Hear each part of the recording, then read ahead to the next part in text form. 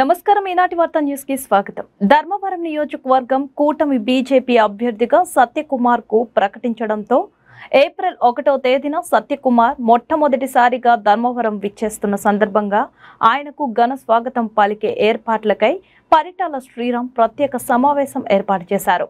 అయితే Satyakumar non local అనుకోకండి, ఆయనకు నీడలా నేనున్నా, నన్ను చూడండి అంటూ కార్యకర్తలకు పరిటాల శ్రీరామ్ సూచించారు.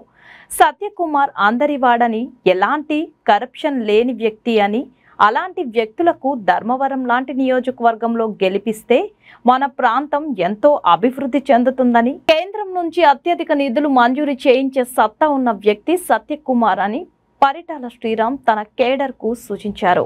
నాయకుల కోసం ఓ చిన్న త్యాగం చేయాల్సి వచ్చి దానికైనా సిద్ధమై మన వాళ్ళు బాగుపడతారంటే దాని కూడా సిద్ధమై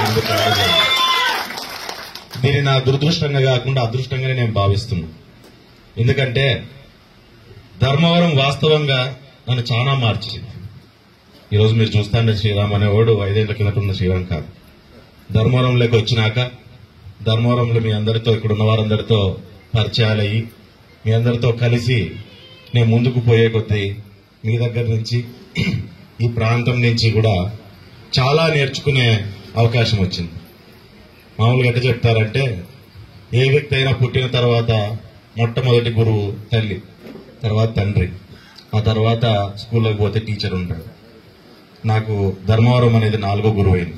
జీవితంలో ఏ రకంగా ముందుకు ఇక్కడ ఉన్న వాళ్ళంతా కూడా అదే రకంగా, అంటే ఇక్కడ ఉన్న వాళ్ళు చాలా మంది నన్ను అంటే నేను చాలా మంది కంటే చిన్నవాడిని అయి ఉంటాను. ఇంట్లో తమ్ముడికి చెప్పినట్లు, ఒక అన్నకు చెప్పినట్లు, కొడుకుకి చెప్పినట్లు, మనవడికి చెప్పినట్లుగాను ఈ రకంగా నడుచుకుంటే బాగుంటుందని చెప్పి తర్వాత స్కూల్లోకి పోతే టీచర్ ఉంటాడు. నాకు ధర్మవరం అనేది 4వ గురువు అయింది.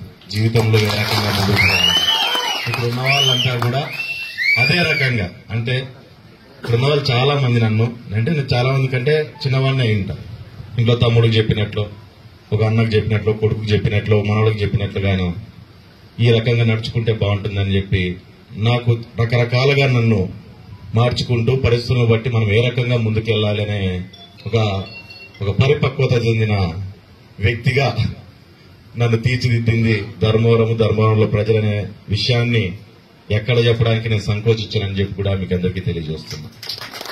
ఆ రకంగా మనము నేర్చుకున్నాం, బ్రహ్మాండంగా ముందుకెళ్లాం.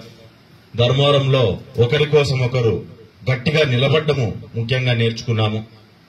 ఈరోజు ఎన్ని మాటలు వచ్చినా, ఎన్ని రూమర్స్ వచ్చినా తెలుగుదేశం పార్టీ కోసము లేకుంటే నా కోసము గట్టిగా నిలబడినందుకు మీకు అందరికి కూడా చేతులెత్తి నేను నమస్కరిస్తున్నాను.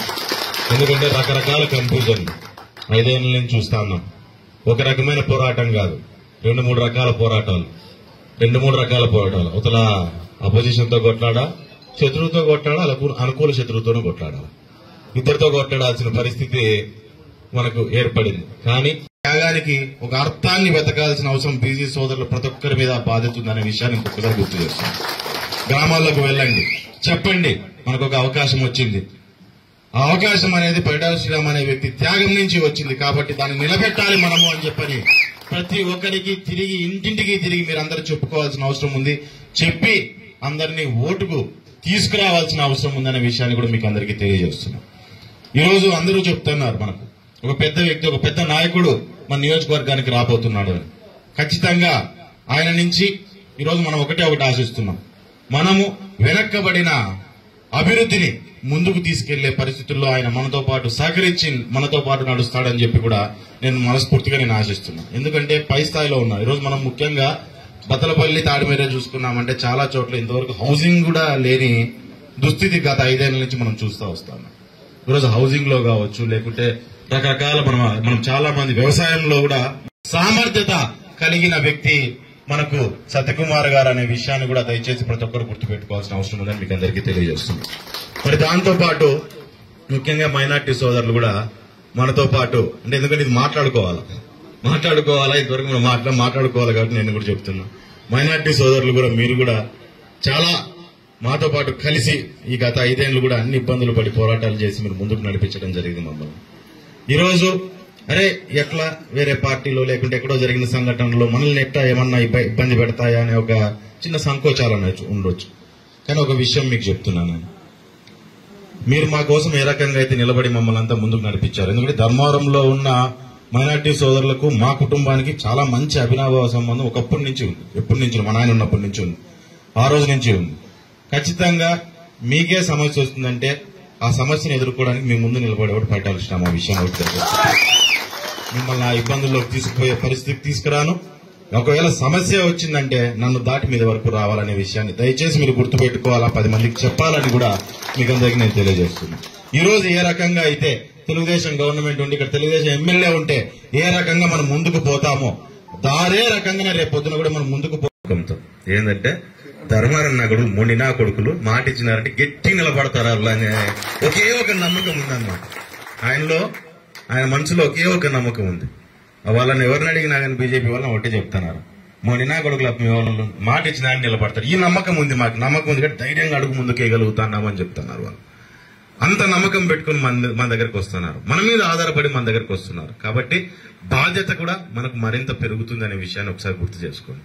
ఈ మాట పోగొట్టుకోకూడదు. మనం ఈ నా కొడుకులు నమ్మి అట్లా గట్టి నిలబడతారనే మాటని ధర్మవరం వల్ల మనం ఎవరూ పోగొట్టుకోకూడదు కోరుకుంటూ, ఇంకా రాని వాళ్ళు ఎవరైనా ఉంటే దయచేసి వాళ్ళందరికీ కూడా ఏదైనా ఈ సమయభావం తక్కువ ఉండడం వల్ల చెప్పలేకపోయి ఉండొచ్చు, దయచేసి వాళ్ళందరికీ కూడా చెప్పండి. చెప్పిన తర్వాత మనమంతా కూడా కూర్చొని ఒక ప్లాన్ గానే మనం ముందుకు పోతాం. ఏదైనా ధైర్యంగానే అడుగు ముందుకేద్దాం. ఇంతవరకు తీసుకొని వచ్చినా ధైర్యంగానే అడుగు ముందుకేద్దామని తెలియజేస్తూ